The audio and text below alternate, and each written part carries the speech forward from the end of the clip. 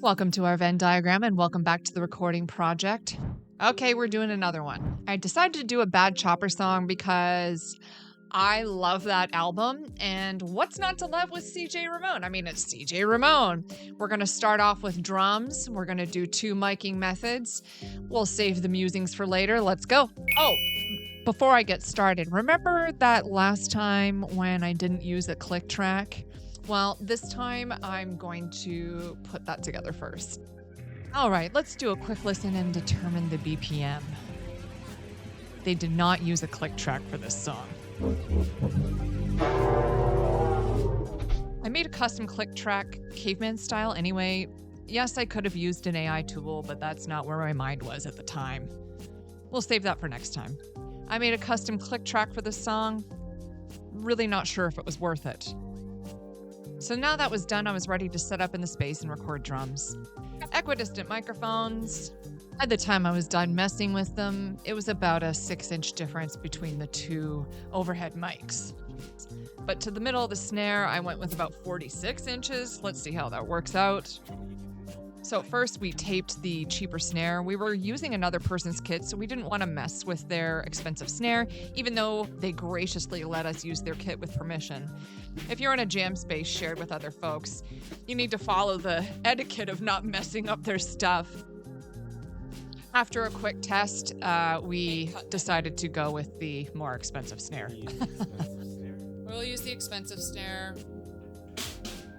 Thank you very much, Space Buddies. For this time around, these are the mics that I used. For inside the kick, it was an AKG D112. Pretty standard. For the outside of the kick, it was a Shure 87A. Yes, I know it's a vocal mic, but I thought I was grabbing a 57. It seems like I might need glasses. Whoops, well, that's what I used. For the top of the snare, it was a Sennheiser E604. For the bottom of the snare, I used a basic Shure SM57. For the floor tom, I used a Shure 98 AMP. It looks like I could clean my teeth with it. Then for the 2 overhead mics, I borrowed a pair of my friend's Aston Spirit mics. This was the placement for the first round because I wanted to add more to that 3 mic method that I had already been impressed by to see if I can get a little bit more nuance to the overall sound of the drums. And we did a couple of tests and a couple of takes, and then we were done. It was fairly quick. For the second setup, for shits and giggles, I tried a 2 mic setup. I used one of the Aston Spirit mics as an overhead catch-all, repositioning it from the last setup, and then I used the AKG D112 once again inside the kick drum. The drum kit that I used was a Yamaha Pro Touring kit, and once again, Andrew is our player. So back to the custom click track real quick. Although we used it and Andrew thought it was helpful, there's a part of me that thinks we should have just gone steady with a standard click track. But then I gotta ask myself, would it ruin the artistic integrity of the imperfections of rock and roll? I suppose it's likely a preference at the end of the day. Tell me what you think in the comments. This time to help rate, I chose Cindy Blackman. And if you don't know who she is, I encourage you to Google her. Okay, now let's move on and take a listen to each of the takes. I just want to say right away that each of these were exported at the same dB, so there is no difference in that. Okay.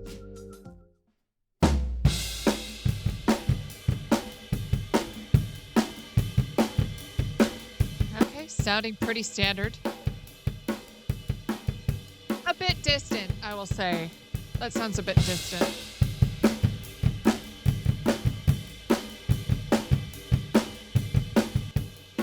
Yeah. Okay, hitting stop right there.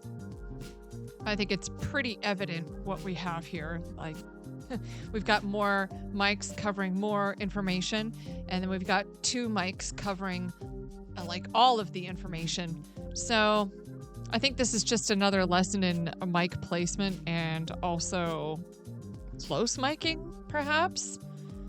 Let's listen a little bit more. 2 mics. I just feel like the mic pack option just has more to play with, more information to play with. Yeah, I mean, I think this is pretty cut and dry. Let's move on. Let's rate the 2-mic method first. It's fine. I think it's totally fine. There's not much that you can adjust there, I think. It's a little bit, maybe the signals are a little bit weak with the way that I did it. And maybe that's why I'm gravitating towards the other version. I mean, in a pinch, you could totally do a 2-mic setup. Like, that is completely reasonable. But then again, you got to make sure that what you're using it for is going to suit it too, right? But then again, if that's all the gear that you have, just go for it. At the end of the day, this isn't rocket science. It's art. You just need to make sure that it's not like totally terrible. Right? Come on, give me your opinions in the comments.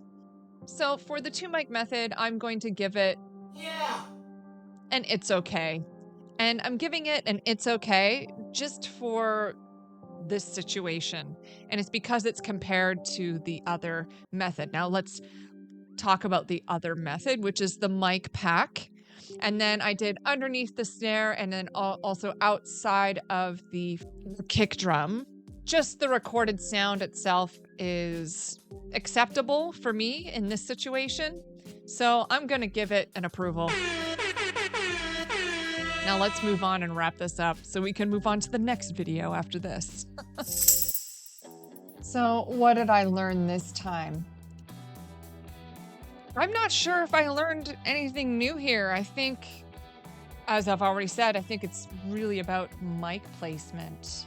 But perhaps maybe the most valuable thing I did learn here is I had not done above the snare and below the snare and inside the kick drum and outside the kick drum before. I can already tell that there's nuance there that can be played with in the raw tracks that I've recorded. So that's just about it. So if you've made it through this video, I thank you so much. Please leave a comment below. I would so appreciate it. It helps boost this video and get it out there. And that's really a special thing to do for somebody now, isn't it? Now, wait, hold on a second. That's backwards. Okay, there we go. These are the MPs. These are the MVPs of this video. And I thank you so much. Have a good day. Bye-bye.